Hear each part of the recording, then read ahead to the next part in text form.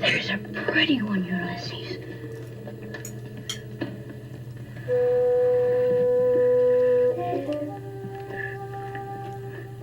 There it is. Well, this is family reunion time on my BookTube channel because I am here with a distant cousin. I guess if you go by the strict genealogical terminology, we are second cousins once removed. Erin McCrae from Saskatoon, Saskatchewan. Hello, cuz. Hi. How are you doing? I'm good. How are you? Well, I'm good. It's really fun to be talking to you. I have been aware of Erin over the years. She remembers meeting me in her adult life, and I'm very embarrassed that I don't remember those occasions. But, you know, it was probably during the drinking years. But we follow each other on Facebook, and I knew she had a blog, which is not active. We're going to talk about her writing in a minute here. And she writes blog-like Facebook entries about her life with her family and all the stuff going on in her life. She's a wonderful writer. And then just a few weeks ago, she had a photo that showed a bookshelf behind her, and I saw a whole bunch of books that I was interested in. So suddenly, my distant cousin became very interesting to me. And here we are going to talk about books. This is a get acquainted chat.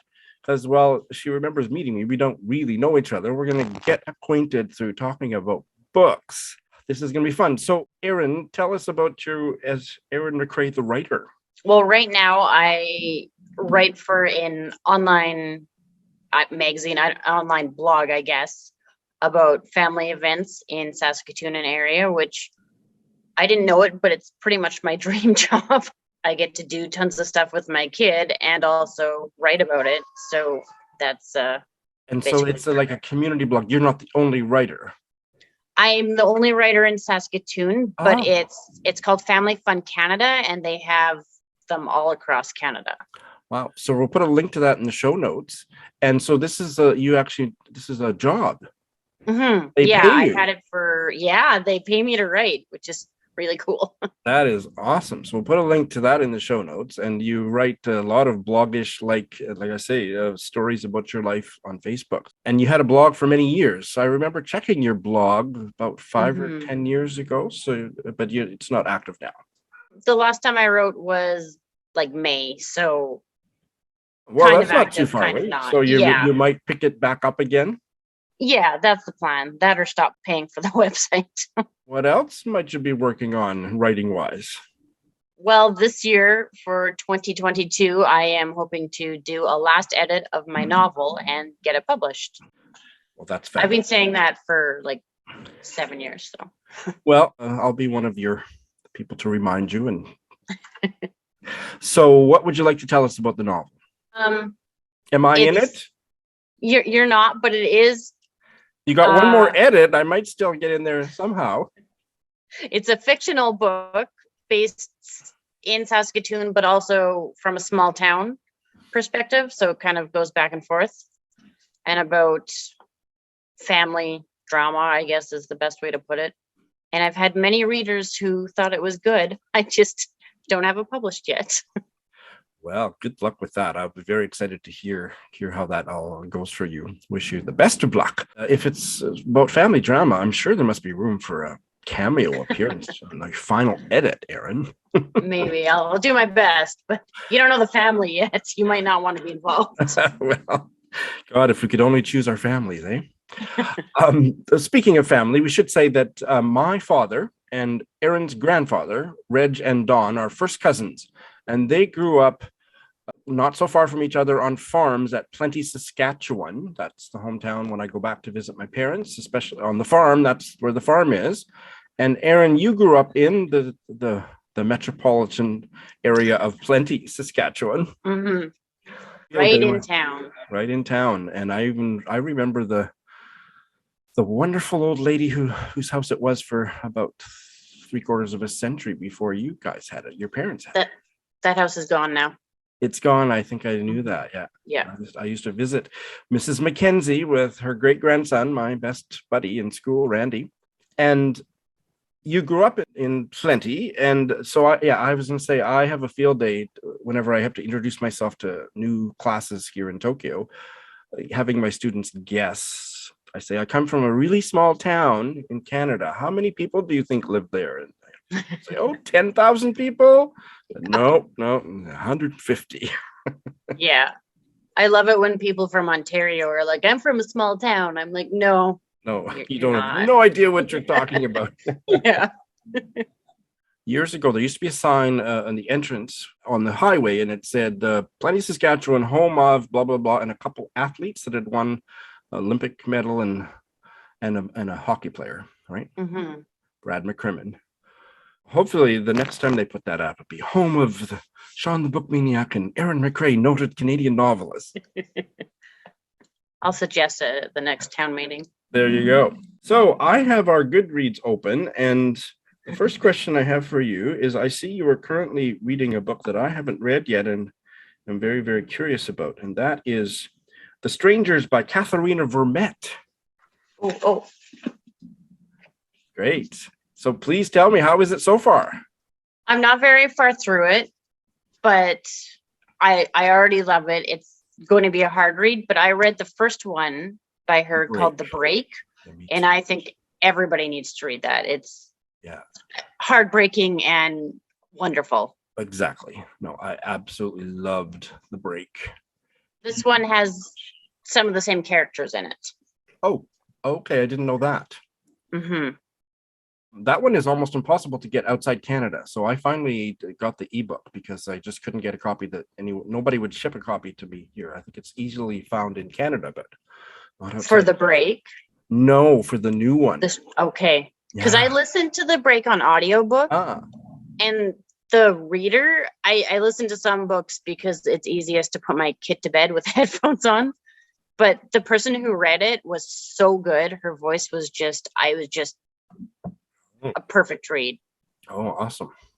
But now I want to buy it in hard copy because I have this one. So I had a friend in Winnipeg go to her book launch of The Break and get me a signed copy, and she wrote in it to Sean Moody. But I don't care. I'm delighted to have it. Actually, before we get into Goodreads, so tell us, what kind of a reader are you? What kind of stuff do you typically like to read? Sometimes it seems like it's more heavy stuff, but then when I get too depressed, I try to throw in either a comedy or something. I don't tend to love a lot of romance books, but I will throw one in every once in a while to get out of the hard reads. Yep. Or I'll read, you know what, I'm reading everything lately. I read Betty White's book and Matthew McConaughey's new book. So yeah, Betty White, I was crushed to hear of her passing, but it soon morphed into just feeling kind of celebratory about what a wonderful life she lived. My God. Mm-hmm. Yeah, I loved her so much. Yeah. I have never read any of her books. Was the book good? Yes. Yeah. So what's your favorite Betty White TV show? I think The Golden Girls is the only one I've actually watched. Yeah. Mary Tyler Moore shows before your time, and I liked that show, but I never loved it. But I absolutely love The Golden Girls. And then did you ever see what's the one that she did just in the 90s? Cleveland? I didn't watch it. I have only watched whatever's free on YouTube from it, and it's just hilarious. Yeah, I want to watch I want to get the box set, or I guess they don't even sell box sets anymore, but I want to watch all of those at some point. And so when you say heavy stuff, tell us more. What do you mean? Well, like The Strangers or The Break, or books that actually deal with issues that break your heart, but still you want to read it. Yeah. And mostly or completely fiction? Lately, I've been straying into biographies as well, but yeah, mostly fiction, for sure. Why don't we start with that? Tell us a great biography you've read that you would recommend.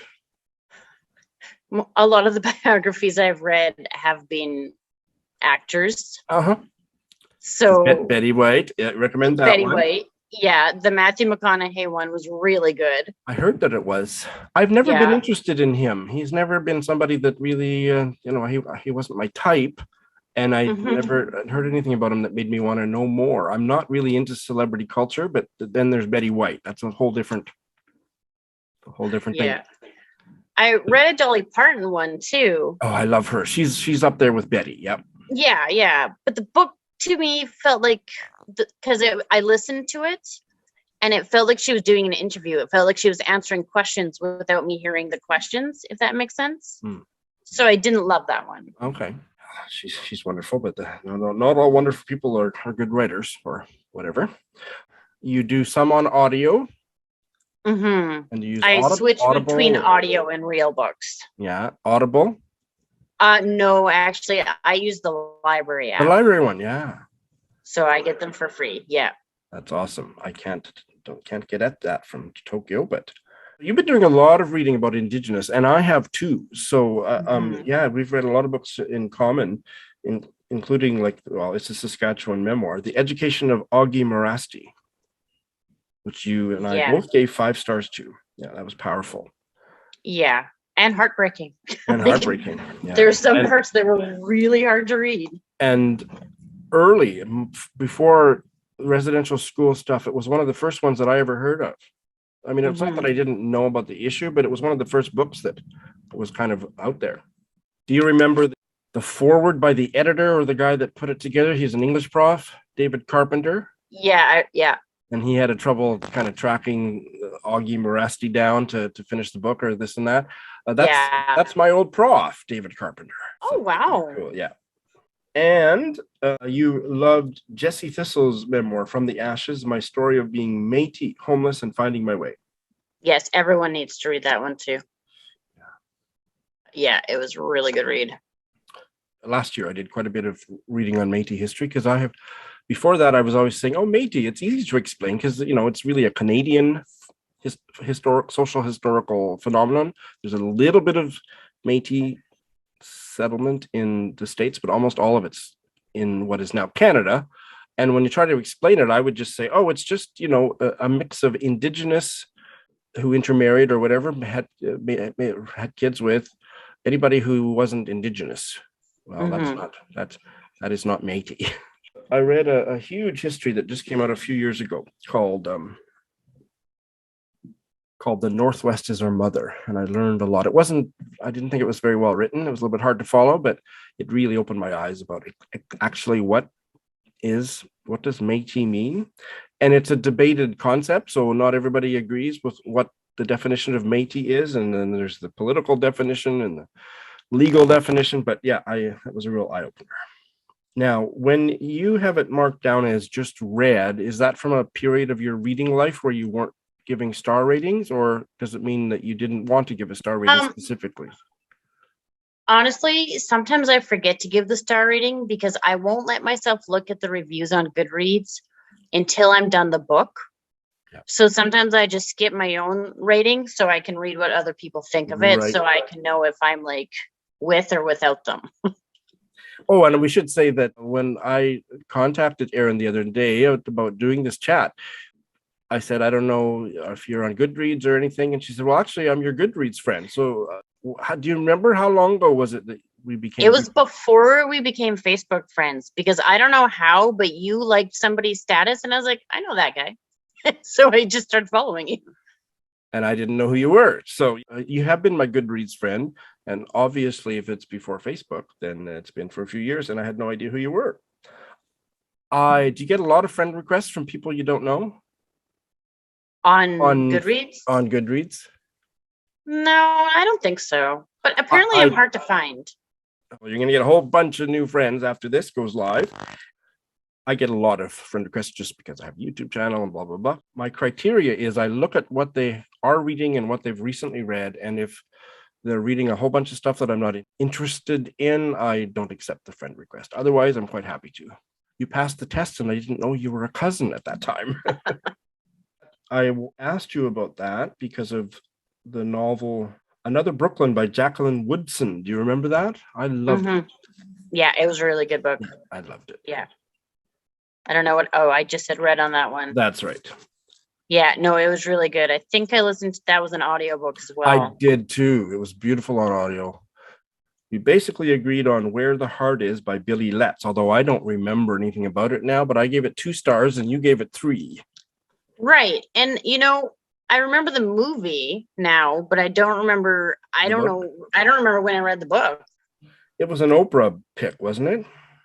Maybe is that the Walmart baby one? Yes. Yeah, I remember the movie more than the book. I read the book first. My yes did not come from my memory. I just happened to have the page open. I have no memory of anything in that book. None. Can we talk about all the ugly and wonderful things? Yes, funny. It's right next on the list. So what did you think of it? I hated it. I saw that you hated it. I hated that I didn't hate it. It's one of those books where you're reading and you're thinking, I'm not supposed to like this. I wrote a scathing review. I bailed on it. Yeah.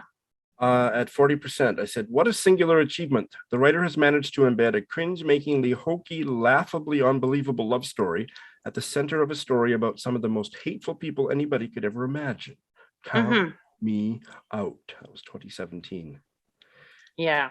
Well, I mean, and you're not wrong, but I still cheered on the main character. It bugged me that the guy, because wasn't he quite a bit older? And she was way too young. Like she was not legal when they she was a kid. She was how old? Yeah, like, and so it was like an abusive relationship. But in order for the author to just kind of dodge that, she made the guy so unbelievable, and that made me angry. Because that's not the way those things go. Yeah, I mean, there must be exceptions, but I don't want to read about this wonderful, chaste, handsome young man who's, what was he, 27 or something, and she was 14. I don't know, but it was like that kind of an age difference. Yeah. And he was, I'm not going to touch you. You know, I love you. I'm not going to, and that just, it just was like fingernails down a chalkboard.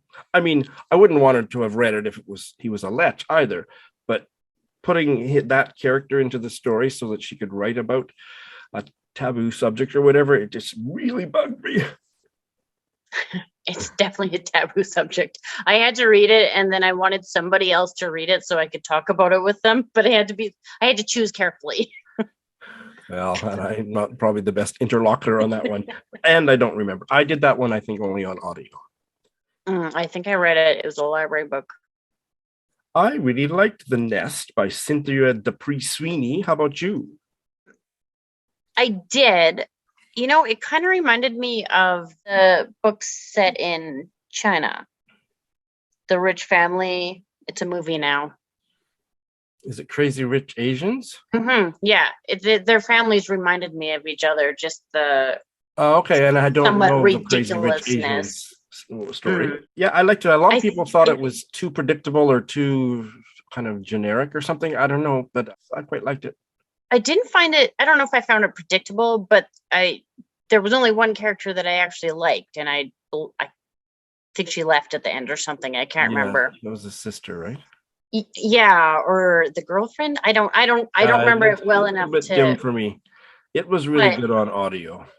No, I liked it. I just I think being able to write unlikable characters is really good. Oh, absolutely. As long as I'm interested in them, no problem at all if they're unlikable. She had a new novel come out last year, Good Company. I have it. It's on my shelf, and it's gotten very poor reviews. Well, actually, it's got the same reviews on Goodreads as The Nest does, so maybe I would like it. It's 3.41, and The Nest has 3.42. So I will try it. So tell me about White Fragility. Did you like it? I mean, like is maybe not the right word. Did you find it useful to read or important book? Kind of useful, but that's one where I read a lot of reviews from... Well, she's a white author. Yeah. So I read a lot of reviews from people who were like, why can she use these words, basically? Oh, did she use some taboo words talking about race? Is that what you mean? Yeah, like the N word. Yeah. Yeah. I haven't heard that controversy, but that is a controversial topic. Yeah. And I think I read it at a time when people were like, why aren't you reading our books? Yep. To learn about this subject from us. And I think that's a really valid point. I think so too. And I think there's also something that aware white writers can communicate about race that maybe other writers couldn't. Mm-hmm. I read an absolutely amazing, it was kind of journalistic nonfiction, but it had quite a bit of her own experience. She really put herself in the story about being a journalist on site at a Northern Reserve, way north in Ontario, and all this stuff. It was just unbelievable. And I think that she could communicate something that got even deeper in me about the experience, speaking Mm-hmm. white Canadian to white Canadian. And I read a ton of fiction and nonfiction by Indigenous writers. And there was something about the way that she just appealed to the colonial Canadian in me and just filled me with rage. And that was a really important read. I can't remember what it was called. I'll put the GIF up here. But yeah, I have the ebook, and I've heard her interviewed and heard her talk about the book, and that's maybe enough. Have you read anything that you would recommend on the topic of race, like that kind of a book? Not that kind of book exactly. I've just started reading fiction from Black authors. Yeah. Because I think it's important to read those as well. Yep. You didn't really care for A Prayer for Owen Meany, and I absolutely loved it. It's the only John Irving that I absolutely loved.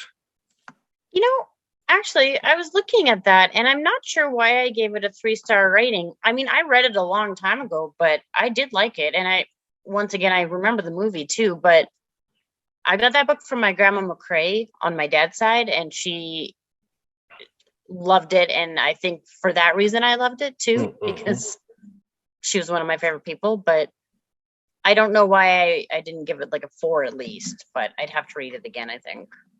I would love to reread that one. Trevor Noah's Born a Crime. Oh, I love Trevor I Noah. loved it. I read that one. I read that years ago, before like the Today Show or whatever show he's on. Did you do it on audio? Yes. Just absolutely. That's one book where I just insist. When I recommend it to people, I say, if you want to have the book open while you're listening to the audio book, I will permit that, but you absolutely must do it on audio. One of my best friends lives in South Africa, so I also liked it because I was imagining him there. Yeah. James has told me he's not actually friends with Trevor Noah, but it was like you asking to be in the book. I kept saying I was waiting for you to pop up. Have you read much South African stuff, fiction or nonfiction? Some fiction, yeah, but I can't really say any names because I don't remember, but I know I have. And I see you have the one that won the Booker, The Promise by Damon Galgut, on your TBR. That was one of my top reads of last year. It won the Booker Prize, and it's about a white South African family through the generations, and it's really, really powerful. One of the best books by a white writer about race and racism that I have ever read. I think you will really like it. And we both gave The Poisonwood Bible by Barbara Kingsolver 3 stars. Also, I read that one so long ago that I can't quite remember a lot about it. And we should actually, why don't we talk a little bit about star ratings? So what does 3 stars mean for you? I just think to 3 means to me, it was okay, and I read it. 2 is like when I'm really angry at a book. So okay, well, that's basically me, although I wouldn't use the word okay. Mine's completely subjective and emotional. 5 stars, I loved it. Doesn't mean it was perfect, but I loved it. 4 stars, I liked it. 3 stars, I didn't like it. 2 stars, I really didn't like it. And 1 star, I hated it. I think 3 stars is just that it was okay to me. Yeah, and that's basically the same, but I just like to say it more negatively. The thing I objected to about the Poisonwood Bible, because there was a lot of it that I really loved, but she made that father figure so black rather than it giving him a little bit of gray that he just became boring to me. He just was like a caricature of that type of personality. I get that there are those kind of people in the world, but it was just over the top by the end. Have you read others by Kingsolver? No, I don't think so. Yeah, she's a little bit too preachy for me, I must say. She always has a message, and I'm not really reading for message. Although one of her earlier novels I loved, called Animal Dreams. You and I both read and liked or loved Anne of Green Gables. Oh, thank God you mentioned that one. I have really strong memories of sitting on the back porch in the farm and Mom reading us Anne of Green Gables, hot summer nights. And the scene where Uncle Mac, was that his name? Matthew Cupford. Uncle Mac died. Yeah. And it was the first experience that I really had as a little kid of death. And I was so fascinated that I begged my mom to read that page to me over and over and over again. It's a really strong memory. My mom read them to me too. Ah. But like, I think more than just the first one. She read the whole series, and then I've recently reread them too. And I've watched the movies a million times. Movies and TV shows. Anne with an E. Have you checked that one out? Kind of. I got through the first season, but I'm an OG Anne of Green Gables. I like the CBC movies. Yeah, no, I think I would probably, I haven't seen them, but I would probably agree with that. Her father came to Saskatchewan and homesteaded. I have a book about her somewhere, but it's one more book that I haven't read yet and will someday. But Gilbert Blythe is definitely my childhood Crush. book hunk. Yeah. That's wonderful. I wanted to name my kid Gilbert, but I was outvoted. My mom was a big fan, and I think my mom read the whole series. I would like to try the rest. I reread Anne of Green Gables about 6 or 7 years ago, and it really stands up. She's just Anne herself. The character is so optimistic and beautiful, and oh my God, I love it. Yeah. No, Did you know that she is big in Japan? I didn't know that. Women of a certain age all read it. People maybe cool. Up from your age and up all know it. She's so popular among the older set here that there was a mini series or a TV program made based on the life of her Japanese translator. And it was very popular, so that's fascinating.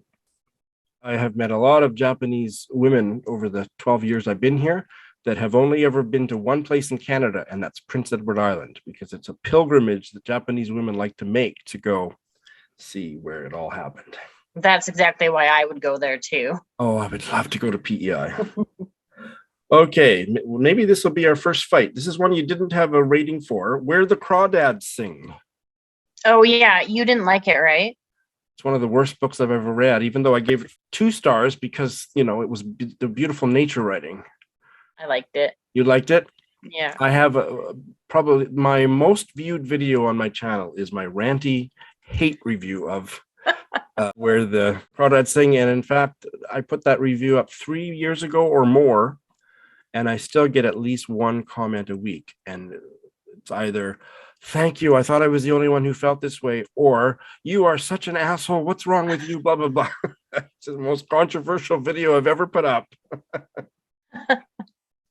No, I don't know if I liked the ending. I didn't like the ending for sure. Yeah. There's something I didn't love, but I did love the book. That's great. It is a free country. I will not disown you because you liked it. Most people did love it. So I'm the outlier. What is All These Bodies by Kendare Blake? Oh, I just read that one. Yeah. A thriller or something? It's definitely not what I thought it was going to be. That's for sure. Horror, maybe even. Kind of. At first I thought it was, well, first of all, I know that there's like a thing where moms are supposed to be true crime fans. I'm not really. I don't like it. Well, it's because I've seen true crime in real. Well, I haven't seen it, but I've had true crime get into my real life, and that's enough. Yeah. But this one, I don't even know. I think I'm on like a Facebook reading group, and somebody's put the name on there. And I thought, oh, well, that's cool.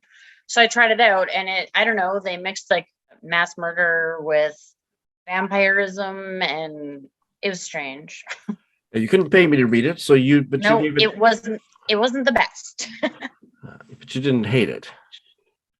didn't hate it. It kept me reading, but then the end, I was like, well, I don't even understand what happened at the end. So it wasn't great. I can't watch horror movies or supernatural horror. I can get into it. It scares the shit out of me, but I can get into it. But the rest of blood and guts and stuff, no. Speaking of horror, Stephen Graham Jones, The Only Good Indians, you thought was just okay. No, I didn't love that one. How many ratings did I give it? 3. Okay, well, that was being nice, I think. That was being nice. Yeah, the British bookish social media people, they have a word that's a Marmite book, which means some people, you either love it or hate it. Yeah, I didn't love it, for sure. I actually, quote unquote, knew him. There is a bookish app called Litzy that is kind of like a bookish Twitter or a Bookstagram thing. Okay. And I was a member for many years. I still am a member, but I'm not nearly as active as I used to be. I was so active on it that 2 of my Litzy friends came to my wedding. I met them for the first time at my wedding, and they're still very, very close friends. One lives in Edmonton, the other in Calgary. But I digress. He was on Litzy, and I chatted with, not chat, you don't chat on it, but left messages for each other or a comment on each other's posts. And then he started publishing all this weird shit that I have no interest in reading. Yeah, I get really excited when authors talk to me on Instagram. Oh, do I follow you there? No, I don't think so. Do you have bookish content there? Some, yeah, not as much. Is it something you'd like me to list in there or not? Because if it's more personal and you don't want Nope, to. Instagram's public, so it's public. So I'll put your I'll Instagram in. So you'll let your distant cousin start following you there? Yes. Okay, great. You've read a lot of Indigenous literature. I'm very impressed. I've lived outside of Canada for 12 years, but in my generation, nobody was interested in learning about those kind of issues. How about in your generation? Like, are you kind of, do you stick out in terms of readers or people? I think everybody's reading more than they used to about now they are for sure. Yeah. But it looks like you've been reading for quite a while about these issues, about Indigenous. Yeah, but not just about Indigenous. Like, I remember I've always loved books from different countries, like Asian countries or Africa or South Africa, or like those are the ones that I read a lot of. And now I find I need to open it up to more in Canada as well, like Indigenous and things like that. So exactly. I just think I've read a lot lately for sure. I don't think you have read 2 of my favorite books that I think might be interesting to you. So why don't we end with, I'll recommend a couple, and if you have any book recommendations for me, and then it'll be a nice way to end it. My very most favorite novel in the whole world is a novel by Chinese-Canadian writer Madeleine Tien, Do Not Say We Have Nothing. And it came out about 6 years ago, maybe. And the story begins in Vancouver, but most of the story happens in China. Chronologically, it goes from the Chinese Revolution up until Tiananmen Square in 1989, was it? And it is just, it ripped my heart out. Beautifully literary work with so many layers to it. And almost everybody that I know who's read it couldn't finish it or didn't like it. But it's the best book I've ever read. That is a Marmite book. My mom's tried twice because she knows how much I love it. But it's won major literary awards. It's a very well best-selling novel, but people either love it or hate it. So if you're interested in reading about cultures outside what we grew up with in Glendy, Saskatchewan, that is a book that I very heartily recommend you at least try. Okay. There, I just pulled Do Not Say We Have Nothing off the shelf. This is one of the editions of it. Love the cover. She came to Tokyo and gave a lecture at the Canadian Embassy a few years ago, and I just embarrassed myself the way I fangirled over her. And then this African-American novel, it is called The Known World by Edward P. Jones. And it is a historical novel set pre-Civil War about freed slaves in the Deep South who become slave owners. Okay. There was not very many like that in real life, but there were, and Edward P. Jones, uses that premise to write one of the most searing works about slavery that I've ever read. It just destroyed me. Absolutely incredible book. So you might want to give. Do you read much historical fiction? Some, but I have a hard time getting into it sometimes. So it has to be really catching for me. Yeah. And so this may or may not work for you, but books that I would love in the fullness of time, sometime in the next 30 years that you give a try to. Do you have any book recommendations for me? Okay, well, I'm still looking for the one book. Okay. But, okay, have you read anything by Leanne Moriarty? I don't know how to say her name. Moriarty? I have not. That name is familiar, though. Well, she did 9 Perfect Strangers is the one that's a crazy fun book. But anyways, I've read a lot of her books and I really liked them. Big Little Lies, that one too. Yes, I've heard of that. Was it made into a movie as well? TV series. Both of her things seem to be short. I don't think they're still going, but for some reason, I think there's a little bit of heavy, but also a little bit of easy read in them, maybe, that I like, if that makes sense. Yeah. Do you like the TV show as well? I haven't watched all of that TV show yet. I am watching 9 Perfect Strangers because it's got Melissa McCarthy in it. Apples Never Fall maybe is her most recent one, because that title is familiar to me for some reason. I haven't read that one. Came out last September, yeah. So it's the newest one. The Butterfly Girl. Sorry, I've just found the book that I was looking for. Okay, so that's your other recommendation? Yes, but her first one is called The Child Finder. So they're both. The Child Finder was the one I read first, and it's by Renee Denfeld. Her name is familiar. And she's the one who I think shared something I shared on Instagram. So I was. Oh, that's the author that made contact with you? For. Yeah. And that was a positive experience?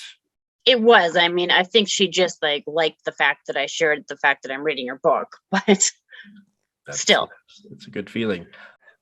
I'm so out there on social media and I have such strong opinions, positive or negative, on my channel that I've gotten myself into trouble with authors too. And I don't want to hurt anybody's feelings, but if you're putting something out in the marketplace and I don't like it, I do have the right to not hold back. And I did have an author on Goodreads. I wrote something about his book that I read, and I can't remember what it was called, but it was about a writer who stole somebody else's work. And I think my comment was, this book is crazy because you don't like anyone in it, but you still are reading it. And the author liked my review, and I thought, okay. Yeah, no, That's if cool. It's a positive review and the author wants to thank you or like your review, I think there's absolutely nothing wrong with that. But the opposite experience is what I've had. And I know other people have had where they've been attacked or the author wanted to debate them, say, oh, you didn't understand this or whatever. And it's like, no. That's not the way it's supposed to happen. As a writer, I could see why they'd want to do that, though. I mean, I get the other way around too, but yeah. Just the other day, I had a writer because I'd added her book to my TBR, and when I do that on Goodreads, I chose to have it connected to Twitter, so it spits out a tweet that I've added it to my TBR, and then the author searches for her name daily, and so she liked my tweet, and then she went to she must have found my YouTube channel through the Twitter bio, and then she got hooked up to me on Instagram, and she offered to send me an advanced reading copy or whatever of the novel. And I didn't answer because no, I don't want to get that involved with, because what if I don't like it? Yeah. I don't want to hurt authors' feelings. But it's the new way of doing things. The author is expected to do all their own promo. Yeah. And so they have to do this kind of stuff. And I just think it's wrong. It just doesn't work for me personally. So when your book gets published, I will do all your promo. How's that? That sounds great. And I'll attack all the people that, not all the people. There may be the one person out there that didn't like your novel, and I'll defend you. I haven't met that person yet, but then again, all the people who have read it have been people I know. So, well, I am very excited for you and your literary future, and how great it is that we've connected over books like this. May I call you Cuz? You may. So thanks, Cuz. Anytime.